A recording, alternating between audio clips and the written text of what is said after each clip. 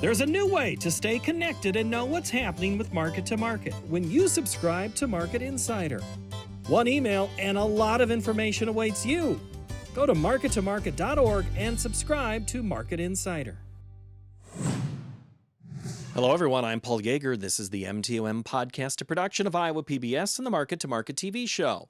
Land values, land prices, land sales, always an interesting topic for us on the program, and especially here in the podcast. As we expand our knowledge base of what's happening now, we bring in a guest from before, Thomas Schutter from Farmers National Company. He's going to give us a good picture of North Iowa, southern Minnesota. We're going to talk South Dakota, Wisconsin, as well as a little bit of Nebraska and Kansas in this discussion. We're going to talk about who's buying, who's selling, what's motivating, is cash still king? All those great questions that are happening. And if you have something you want me to know about, send me an email at paul.yeager@iowapbs.org. New episodes of this podcast come out each and every Tuesday. Let's get to it, to Thomas. Cold morning today. Does it ever make you question your sanity when you have to go out when it's, below zero? It does. But yeah, the cattle bellowing in the lot kind of reinforce the fact that you have to. So, yeah. I think there were always land price stories. When I first started there at the station down the road from where you are, that was one of those first lessons of you got to go out and shoot because it's really cold somewhere. And I just it's a land value store. You got to go out and get pictures of the land. But it always seemed to be the wind was blowing or the snow was falling when we went out to get pictures. Do you ever have to go out, and was that ever part of your background, Thomas, of you had to do the land prep and get the picture and get some schematics of land? So it's number one. And even when we're valuing a property and looking at comparable sales and you think you might know a value range, I still force our agents to say, okay, I think we know where it's at, but go get your eyes on it, because inevitably there's something out there that, screams out and says, hey, maybe this isn't quite what it looks like on paper or from an aerial view. And so we don't ever do any market analysis without it. Just because of that fact. There's always something, There's always something with a property. It's like, I think the old Candlestick Park in San Francisco where the Giants and the 49ers used to play, they always said, why is it so cold there? They said, well, the one day they went to go look at the property, it was the most calm day in the San Francisco Bay ever. And they didn't, everybody's like, do you know how cold it is there? It doesn't matter to you on farm ground how cold it is, right? No. As long as the rating is good. That's what we know about Iowa. It's the weather will change. So, well, what do we know about the report here that was just issued at the first of the year? Overall, we're looking back at the last usually 6 months when these come out. And so we're kind of looking at that August to December timeframe. And if you remember back to August, there was a lot of uncertainty. There's a lot of big crop coming.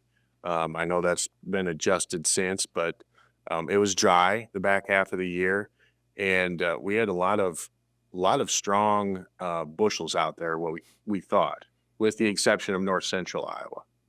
And so that was really apprehensive going into the fall with depressed grain prices, because we were, where are these land values going to shake out now that these grain prices have fallen like they have? And so there's a lot of uncertainty going into harvest. After harvest, though, I think we really settled into that buyer and seller kind of coming together. I'd say we were maybe falling off ahead of harvest. But after harvest, it felt like expectations were in line with where the market was at, and there was a new sense of optimism too from buyers after harvest. And so, to recap, the kind of it was two different stories on either side of harvest this year. Do you get the sense when you say buyers, kind of had a realization, is that the price needed to fall? Or that, we need the land, therefore I do need to pay what the price is right now? Yeah, ahead of harvest, I would say a lot of apprehension, right? With the depressed grain prices, that's on top of mind. Do we have the bushels that we think we do out there? Just a lot of uncertainty. After harvest, we can check a lot of those boxes. We can check some of that uncertainty off. And so I think that's where you saw that, okay, I know where I'm at from the buyer's side. They were willing to, or they were able to remove some of that uncertainty and replace it with bushels in a lot of cases. A lot of areas, even though with the depressed grain prices, they did bushel out in some cases. So, um, Well, we yeah, knew at the time we talked last that, heavy rains had fallen a little bit, a couple hundred or miles or two away from you, to the north and west, and then straight west. Um, but is that always a cycle? Because I mean, that happens. There's always going to be a spot where a yep, washout happens or a drought happens or some other thing we don't know about. So I mean, that's just kind of, I hate to use the old cliche, baked into the market, isn't it? it is in a lot of cases, and especially where I'm from here. It's prairie pothole region. There's a lot of drowned out areas, Hmm. but this year was over and above, I would say, the baked in average. This year was, in some cases, 14 inches in 24 hours, just unheard of weather events that are catastrophic to some very localized areas. Like you said, if you back out a ways, still very big crop this year, but for those little areas, they really got hit hard. Do you know anything about those areas in particular, about interest in selling land or buying land? Yeah, I would say this fall, or in the last 6 months, those are the areas that saw the biggest probably change, Hmm. just from a buyer's perspective. Um, a lot of apprehension going into harvest. A lot of now, thankfully for crop insurance, there is some protection for these folks, and with the new farm bill continuation with that 10 billion extra dollars coming to help with some disaster relief. These are the folks that really benefit from that, Hmm. because they need it. And so there are, some price structures in there that will help them to compete. And like you said, land is scarce, and there's always going to be competition for that. Is We always talk about cycles. Is this a cycle like any other time in the last 20 years, 30 years? Is there another couple of years that line up with what's happening right now? I personally believe that, but there's different dynamics too with these structures underneath that really give us a bottom probably faster than we've seen in the Mm. past. Maybe we learn from the past, or maybe we support agriculture in general, and people root for ag, and we need a strong ag economy. In general for the Midwest, it's good for everybody. What is it? History doesn't repeat itself, but it often rhymes, I think is something that, Rhymes. yeah. Okay. That's right. You've That's heard right. that one. Good. I didn't want to get you a new I one or have. something. Yeah. uh, One of the things, so cycles was something I wanted to talk about, but I also wanted to talk about the buyer. Who's buying right now? Um, a lot of local investors, I'll call them, folks that have interests elsewhere than ag, but also are very focused in on buying farmland, maybe own quite a few acres themselves already. We see a lot of young farmers still with the beginning farmer programs being able to compete on some smaller tracks. We had two tracks outside of Algona here just in the last month that sold over $15,000 an acre, which is pretty high for Cassuth County. But again, those were smaller tracts of land, and a lot more people could compete in that scenario.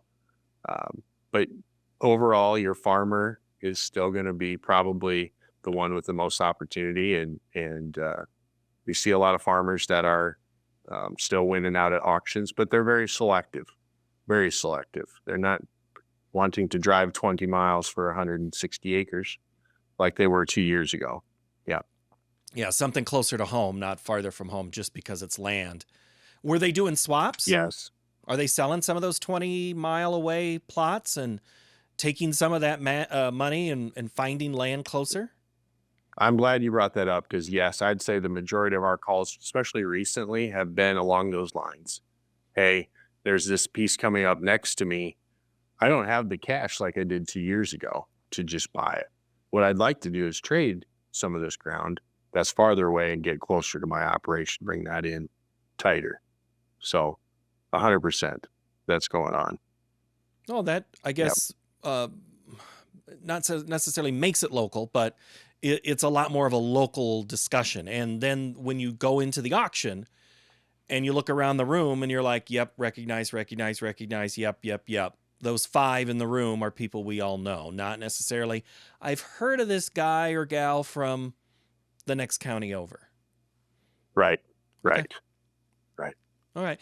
Let's go back to who the buyer is. And you mentioned cash. They didn't have the cash before.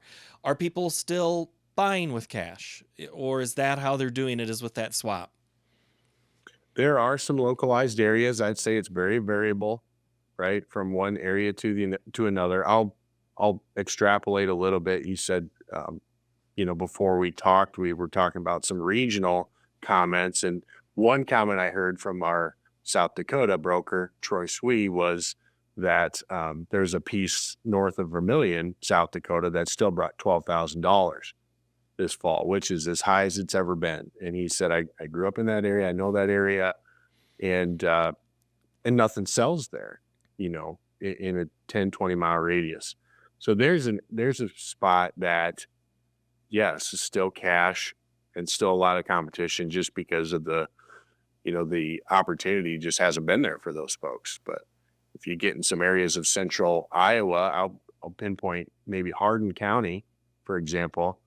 Um, the ground has just turned over and over and over there in the last 2 years. There's been a lot of opportunities for those folks.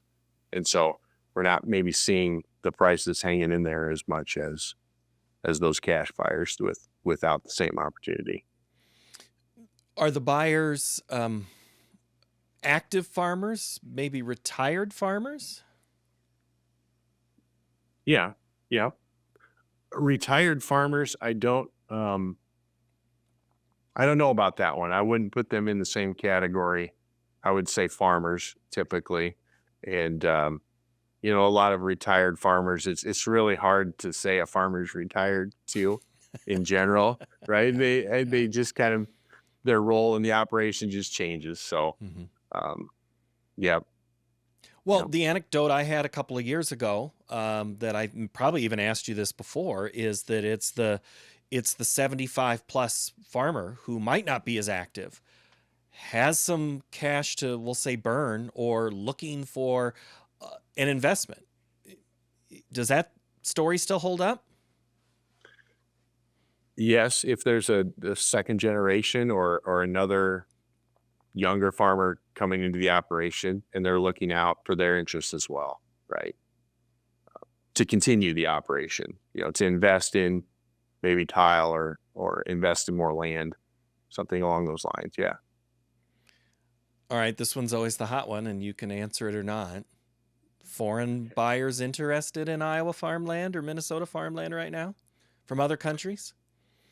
So Iowa has laws against foreign ownership. And so we're really in a bubble, really, compared to the outside influence. But in surrounding states, unfortunately, yes, there is some. It's a smaller percentage. Um, I we do a nice presentation at our company meetings about the amount of foreign ownership land in the United States, and I think it's less than 1% is held by China, I believe, and most of the foreign ownership is actually in the Northeast. It's timberland Mm-hmm. owned by the Canadians, and so I think but it's a hot button issue, like you said. It gets a lot of traction, and especially with what's going on with China right now. Um, yeah, nobody wants to see our defense is compromised in any way by that. You know. And so that issue, I mean, and the only reason I bring it up, the legislative sessions are starting in states, and it's always something we hear about. There's going to be probably a discussion at the federal level again. So it is something you always have to answer that question, don't you? Yep. Yeah, you do. And I think there's some new things out there. This new law about reporting the LLC, breakdown of the makeup. I think that's part of it too, is where exactly um, who owns this land, Mhm. exactly. I need to know the breakdown. And so a lot of us that have to fill out these forms, we kind of, mumble under our breath, but to know that that is some of the intent helps get some buy-in too. When there's facts and figures and you do year-end reports and you look at sales, is there ever I'm sure you have a long-term planning that goes on at the company and discuss. Do you see a picture in 5 to 10 years of there is going to just be, you are going to be running paper on land like you've never done before just because folks are going to age out and you're going to be a whole lot of sales going on? Yeah, no, it's funny you bring that up. This is the week of our long range planning for our corporate team. So that's what they're working on right now. And we do see kind of the incorporation of AI being a part of this. Believe it or not, that's really transforming the market as far as comparable sales, as far as information that you can gather on a piece of land. I still go back to that first point we talked about and getting eyes on it.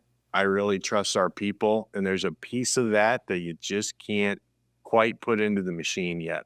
And so I still see us being a big player in the market, but it's gonna change drastically as far as the incorporation of that information, along with our knowledge on the ground.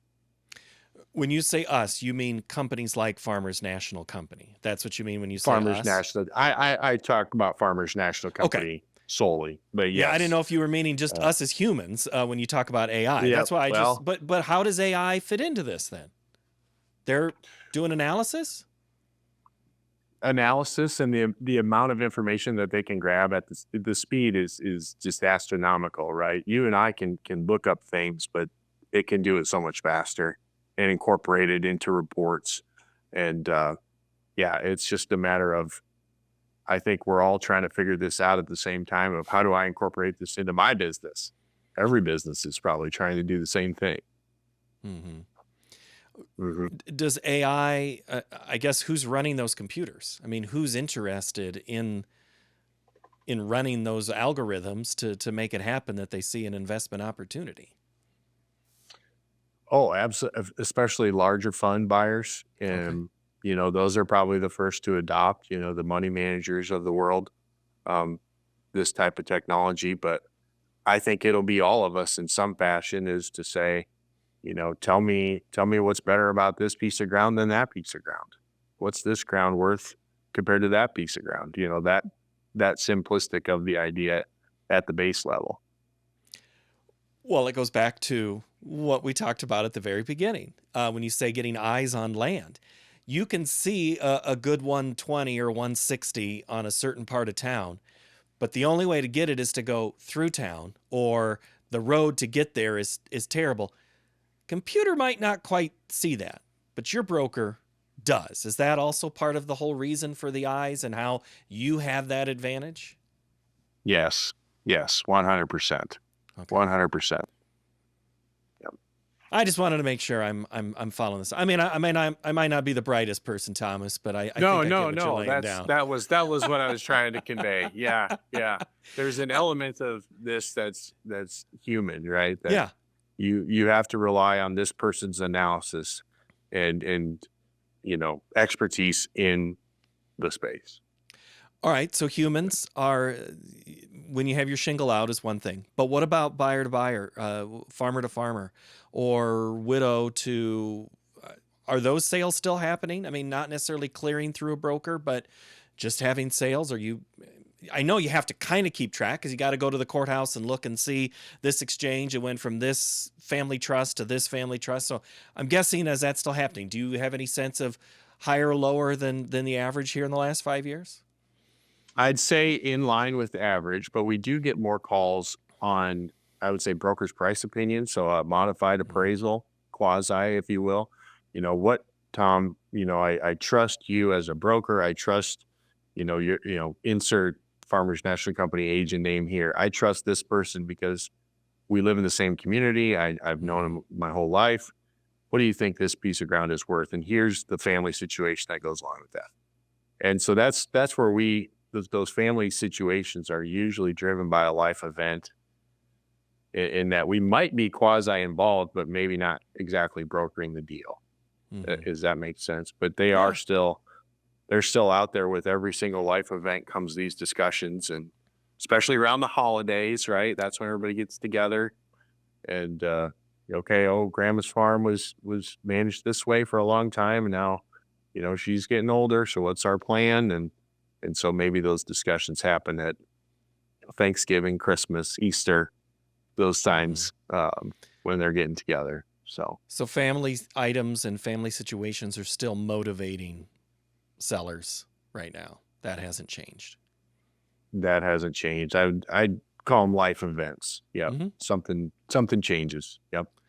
Is there other motivations of when corn drops below $5 and drops below $10 that someone just, I'm going to liquidate this because I need cash back? 100%. We had a lot of those calls, I'd say, leading into harvest, after harvest, a Hmm. lot of lending institutions, that sort of thing, to say, hey, I have an operator here it's on the edge and he needs to sell an 80. I do think in a lot of cases we busheled out, especially in central Iowa and south. And then the crop insurance helps. And then this new $10 billion supplement will, I think, really help those folks that were struggling. Grain prices turned around. I haven't heard of as many calls Hmm. in the last 30 days that I did, 3 months prior. Yeah. Are you hearing? I mean, the land value. I mean, it's that number that keeps going up, and the percentage always is making headlines and things like that. If you haven't sold into that because you're chasing dollars, and I'm not talking necessarily a farmer owned piece of property because you know what it's worth, but maybe those families. If you haven't sold in the last 5 years, chances are, unless there's some major event in the family, you're not picking up the phone to call you, right? No, I would say a year ago, folks were feeling this change coming, and we're on the backside of the swing now. I'm going to ride this as high as it'll go, right? I'm going to Hmm. sell my corn at the highest price. And now I feel it turning the corner. Now I want to make sure that I'm on the bandwagon. I think we've flushed through a lot of that. To your point, I think we're back to more of a cyclical life event type of Hmm. transacting. Yeah. Okay, so somebody's not as many people are chasing dollars. It's just as they maybe once were. Okay. Uh, when averages are figured, I guess I just don't flat understand how this works. If there's not the large volume of acres turning over, does that how does that compute when we say the average land value is this or the average sale price is this? How does all of that figure in if there's just not as much land moving? It makes it hard, especially in some localized areas where there isn't. Like Troy said up in South Dakota, you get some of these areas that just nothing has happened sometimes. Very tightly held or very quietly transacted. It makes it harder to establish a value, and then you're pulling off of data that's maybe a year and a half old, and trying to extrapolate and make the adjustment for time. Um, but it definitely makes it difficult in some areas. You mentioned your regional friends and coworkers. You talked a little bit about South Dakota. Let's move over to Minnesota. What's happening there? It's Minnesota, southern, southwest Minnesota. They were really impacted by that rain early. Central Minnesota, I'd say we're still seeing a lot of strong sales there. A lot of strong sales. Rec ground seems to be holding its value too. And then there's there's a lot of specialty crops grown in Minnesota, whether you get some peas or Hmm. you go up north, you go to sugar beets and that sort of industry, but more strength than I would have gathered compared to Iowa. More strength or more steadiness there. And are those buyers again fitting with the narrative that it's mostly local? It is. Yep. Yep. I would say that it's pretty typical for the Hmm. region. Yep. Okay. Yep. Anything to the east of there, Wisconsin, Illinois, Indiana, that you're aware of yet? Wisconsin's a different animal. I saw in the Fed report that they were actually up a little bit, which it's unique. It's a different area. There's a gentleman that just moved to our area from Wisconsin, and there's a lot of dairy up there. It's a different market than Iowa, so I'd say their tillable ground doesn't compute 1 to 1. Where there's a lot of integration in those operations. Um,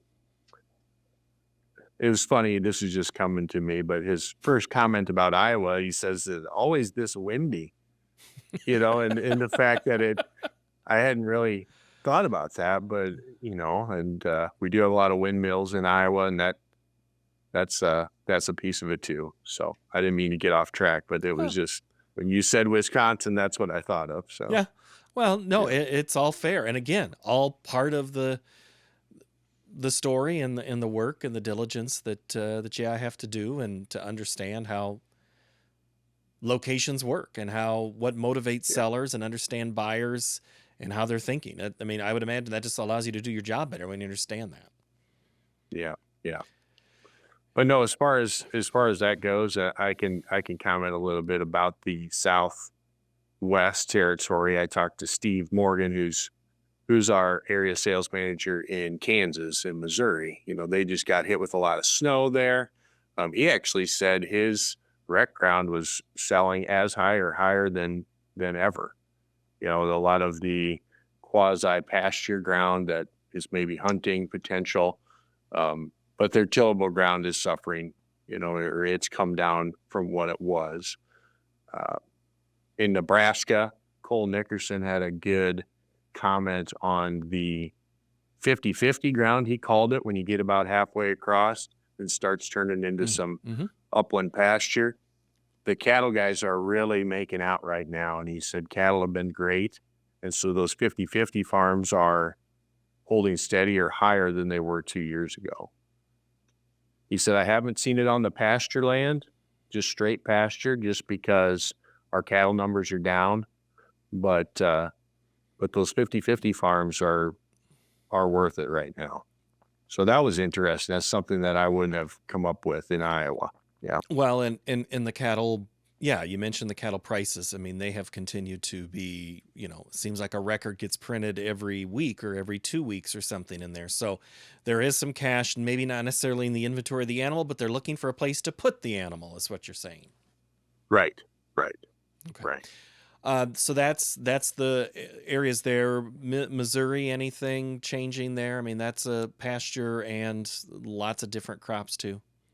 Yep. No, we saw a lot of the same in Iowa. I would extrapolate Iowa down to Missouri. We did have some larger sales there this fall, for one family that was tied into both Iowa, Kansas, and Missouri, and we were able to, successfully sell all of their farms across those areas. But they did, suffer on some of those highly tillable farms. I will say they commanded a high rent.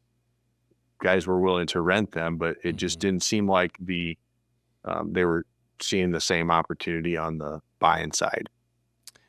There's one phrase you haven't mentioned at all, Tom, and that's interest rates. Where's that in this discussion right now? I think it's been priced in, or I think it's baked in to your comment of the normal drowned out areas in north central Iowa. It's baked in a little bit. People are comfortable and they've been settled, at this level. And so I think most people are, checking that box as, not that variable in the short term. And so I'm going to consider that, um, take that off of my, how do I want to say it? Uh,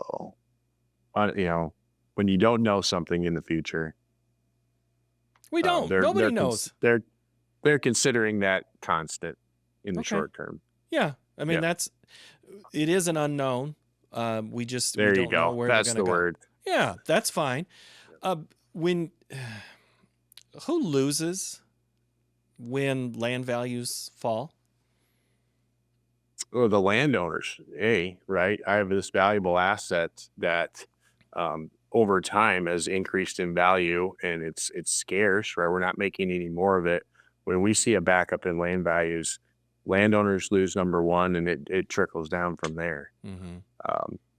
So no, everybody buys in wanting that appreciation.